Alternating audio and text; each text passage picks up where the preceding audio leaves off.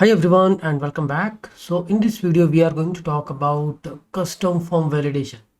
In the last video we have already discussed about the predefined validations which we are using just input text, min length, max length, pattern, required, all these things.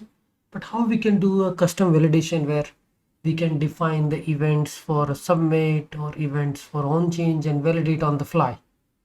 Okay, so what we are going to do, so let's say we have a input type submit, so button submit, and on the on form, so this is simple form, this is a button, and here is the form closing, and we have input type text, and we have simple ID of this form is mail, it is required, and min length, let's say 8. I mean, you can skip specifying all those things because this time we are doing a custom validation, and here we can also show some kind of error message. So here we will show some error message, like let's say class error, and yeah, that's it. Now how we do the validation for this? In the custom form validations, what you actually do, just fix this, please enter email address, okay, and this input type is also email, so we can use some validations for the email. Right now in JavaScript, what we can do, first of all we need to do a form, we need to capture the form object. So how we do is const form equal to document dot get element by tag name. Let's use the tag name. I mean, it's going to give us the array of the elements having the form. So here I'm just using the form, and in the whole document we have only, I mean, one form, so I will get the 0th tag object of that, and then const email node also there, document dot get element by id. So here I get the email node, and then there is a email error. I mean, this is a span tag, document dot get element by. So there are different ways to access this, so I can just use a query selector, and here I can say, okay, inside in email node there is a span tag with error class. So what it is saying is this query selector will give you a simple single node, and what we are doing here is mail is the ID, right? And after that ID, adjacent to that, there is a span node, and there is error class. So just after email ID, there is ID mail. After that, there is a span tag having class error that we are trying to capture through the email error.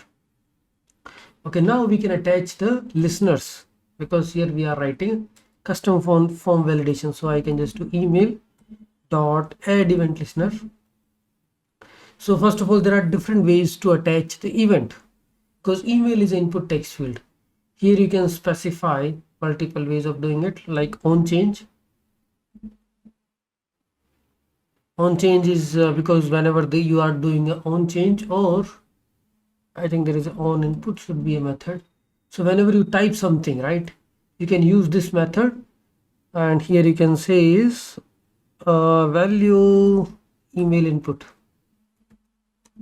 and you define this function in your JavaScript file. This is the one way of doing it. Okay, what are the other ways? Other ways is get the node from the JavaScript, like email node, okay, and then email dot add event listener, and you specify your event is input event, and then once you get the input event, you can just see what value you are getting in this.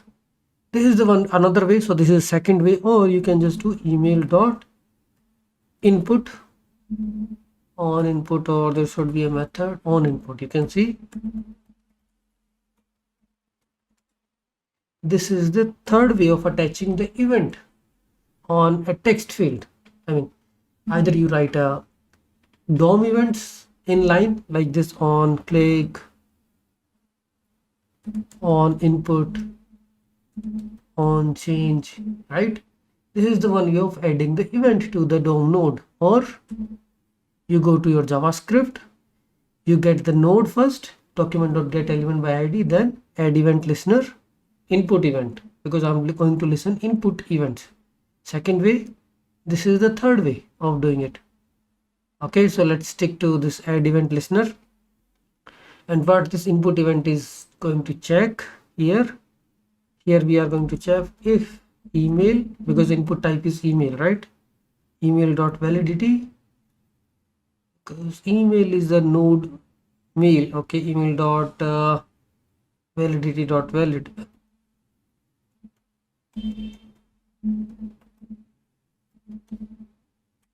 I'm just trying this for the first time. Email dot validity dot valid. If validity dot valid, right? So what we are going to do is, if error event or email error, we will reset this email error and we will say inner HTML to empty. Email error dot class name can still be class name. Okay, class name is error, that's fine, but we set the inner HTML content to empty because it's valid. Otherwise we can have a function which says show error. And also on the form we need to attach an event, form dot add event listener. And what we need to listen for? Submit, because you will be submitting the form and I will be listening that event function. Either you, so this is the second way of doing it, right? Either you do here form on submit, right, and define here submit form and use this function in your JavaScript file. Or if you don't want to write a DOM event in the HTML, add event listener to the form like this. That is just another way of doing it. And we are accessing the event. Here what you are going to check, you are going to check the validity of the email. If email is not valid, and because currently we have only one field, email dot validity dot valid,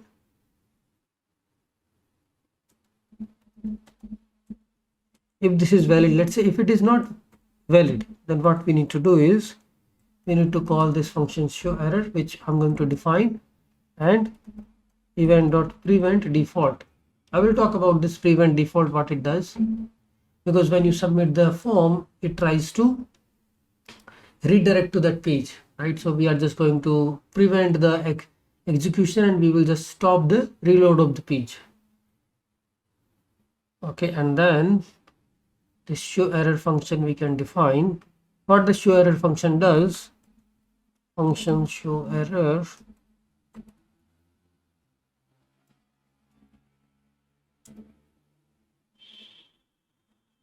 function, it will just check, okay, email is invalid or valid. So here we can just check email dot validity dot valid.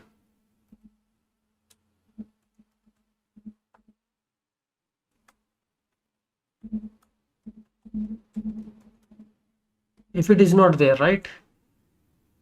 Okay, email dot validity dot valid. So there are different ways of doing it. Email dot validity dot too short.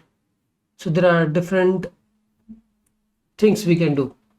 Here we can just check only if email dot validity dot type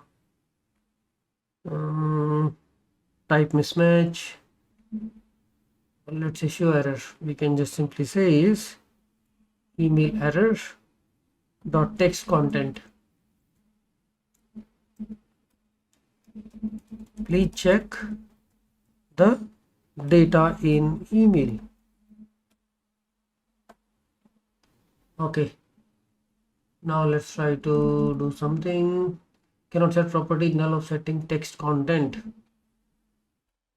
That means it is calling this show error. Email error dot text content. What it is coming? Cannot set properties of null setting text content. Are we getting this email error?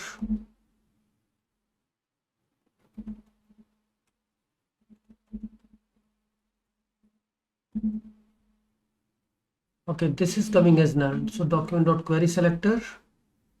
Here what we are trying to get inside. Okay, I think this is mail, not email, right? Now I got the perfect node mail. Inside adjacent to that there is a span tag with the error class. Now if I try to do this, you can see it is coming like this. Please check the data in the email. Now okay, now if I just do valid, right? But if I just try to make this invalid, then you will just check this. Now here you can do a lots of checks in show error, not only validity dot valid. Here you can just check, okay, if email dot validity dot valid, just to check, okay, the value is valid or not. You can also check the if value is missing. If value is missing, that means you haven't entered anything. Type mismatch. If you have not entered email too short, that means you haven't entered a 6-character email, right? So all these checks you can do. If any of these is getting successful, like okay, email dot validity dot valid or email dot, here you can change these messages based on what is coming out. Okay, here email dot validity dot too short, then you will do this. If email dot validity dot type mismatch, you are entering something else, then do this.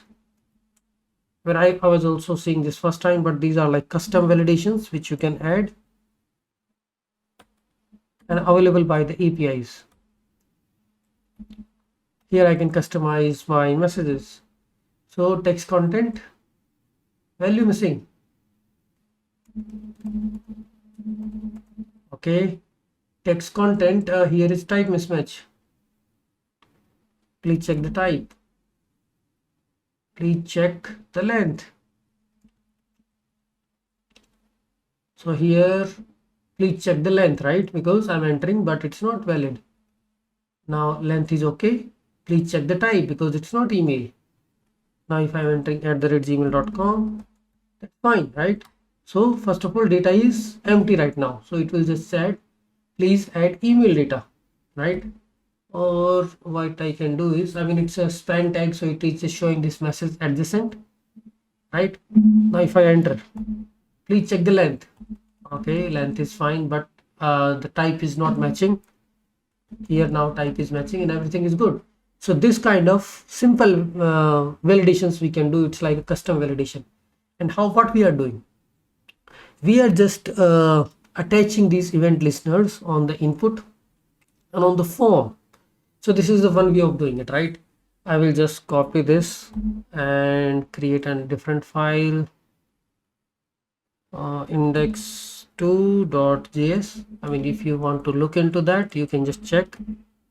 Okay, what else I want to do here is, let's say this year you have very big form, then there are other things also you can do, which I have already shown. I mean, this is the form and these are the input types.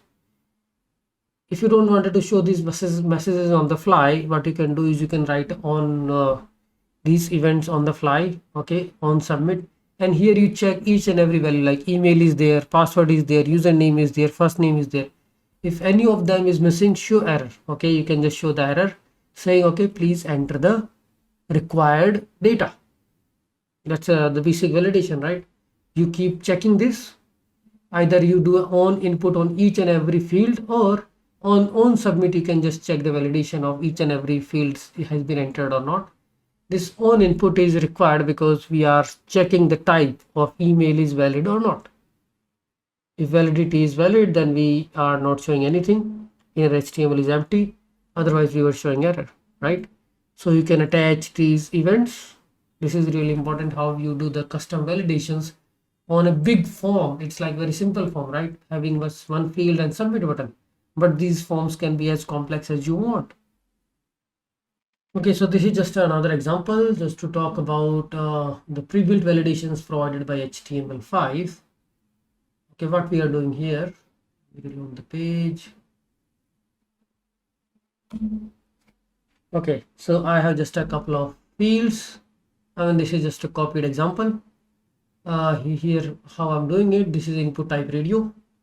Input type radio required, yes and no. And ID should be IDs 1 and 2. The name should match for, if you have input type radio, right? Name should match the same for all the input types. Like either you have a yes, no. Let's see if I want to have another label. So my input name property should be the same. Driver, and I can say ID R3. Yes, no, both. For R3, and my option is both. Right, so this is the input type radio, like input type text, input type email, input type radio. So this is the first label, first field. Then I have integer input, so I'm just checking input type number, input type radio, number, text, password, email, range. Here I have specified these things, min, max, because it's a number. Input type favorite fruit, here I have a regex pattern, right? All these available options. So this is just a regex pattern I'm specifying, and data list is this. You can see there is a data list. So it's like to showing the drop down and allowing user to just select only what is there, right? Otherwise, let's say if I just select this number input, then it is matching, right? Okay, first of all 12. Please match the format requested, right? So these custom validations will do the thing. Now you can see email address, right? So here email address, if it is required or not, you need to check here. It was not required. You can just check required. Input type email, and min length, max length you can specify. You can skip it also. This text area you can just set it as a required if it is required. And then when you submit it, it will just check all the validations, and then only it will allow you to submit the form. This is the select drop down, right? I mean, it's just an input only with data list. Otherwise, you can use only select with options. This is the input type email, input type. So this is the text area, input type email, input type radio, input type email and text. Okay, so this is just another form. So that's it about the forms. Let's talk about the DOM methods and what all different ways in which you can attach a DOM event to a HTML node.